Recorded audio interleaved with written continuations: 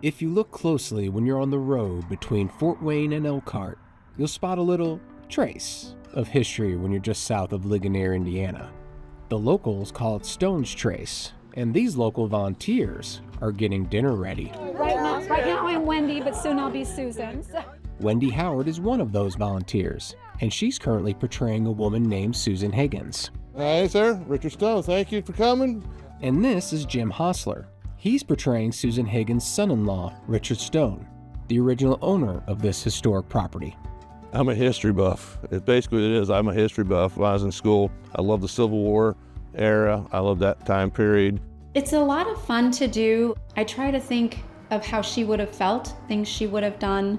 Both are members of the Stone's Trace Historical Society, and they're currently welcoming guests for an annual fundraiser, the Hearthside Dinner, an immersive event where everything, and I mean everything, the menu, the food, the costumes, all of it is inspired by what life was like right here in Indiana in the mid-1800s.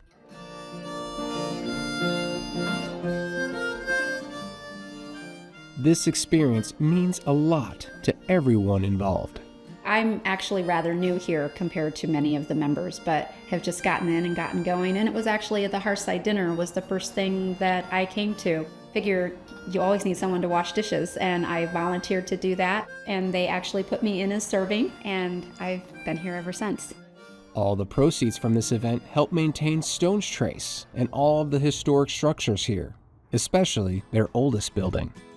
The Tavern, it's the biggest attraction. It's what he had built in the 1830s. It was his third home. At roughly 190 years young, this tavern is almost as old as the state itself. And this wasn't just Richard Stone's home or Richard Stone's tavern. Because you think tavern, you think of a bar, but it isn't necessarily that. It was a roadside inn to where people would stay. It was the building of the area, the tavern, the inn, the church, the trading post, the courthouse, jailhouse, schoolhouse, you name it, it probably housed it. Just like how it's housing 20 guests dressed to the nines. They're getting ready to eat the first of their next 9 courses worth of food.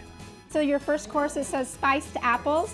For our next course, it's a mint cherry ice. It's amazing how full you get because you're eating more slowly. So you may look at your plate and it's like, oh, there's not very much on there. But by the time you get to maybe the 4th course, maybe the 5th, I've had people say, please stop feeding me, because they were just so full with everything. And each new course is served with just a little bit of history on the side. For our next course, it's charcuterie. Now, most of us think of a fancy charcuterie board. Charcuterie actually was a smoked meat. The word broken down is cooked flesh. It was to preserve. Again, they did not have refrigeration. For the next course that we have coming, it says sippets and jam. How do you describe sippets? It's like a grilled cheese sandwich, but it's just the toast. And it would just be buttered and toasted. They would always cut the crusts off because, they didn't have like plastic containers to keep everything fresh. So the crust would get really hard. It takes a lot of work to cook, present, and serve all of this history.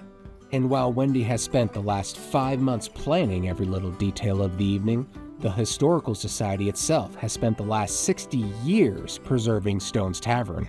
And that was no small task. You see, Richard Stone only owned this building for about 20 years. He built it in 1837. He lived there until 1860, sold it, and then it was turned into a barn. Yep. You heard that right.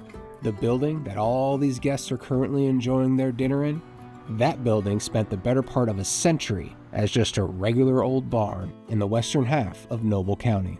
The windows were gone, and it had lean-tos and everything on it. After experiencing the next 80 to 90 years of wear and tear on a farm, Stone's Tavern, or I guess barn, looked like it was close to collapsing in the 1960s. But it was never just an old barn to a special group of people. The Stone's Trace Historical Society stepped in and acquired the property, and those volunteers worked hard to preserve some of their oldest history still standing. The siding, the roof, the chimneys, the fireplaces are not the original. So the bones of the tavern is still his. His hands touched every wall stud, every floor joist, every rafter, everything there he touched and put together. The Society brought the tavern back to life piece by piece, and they've been bringing the 1800s back to life ever since, welcoming all who enjoy experiencing Indiana history, like Barbara Adams. I thought it was awesome. I learned different aspects of how they cooked the food and how they prepared the food.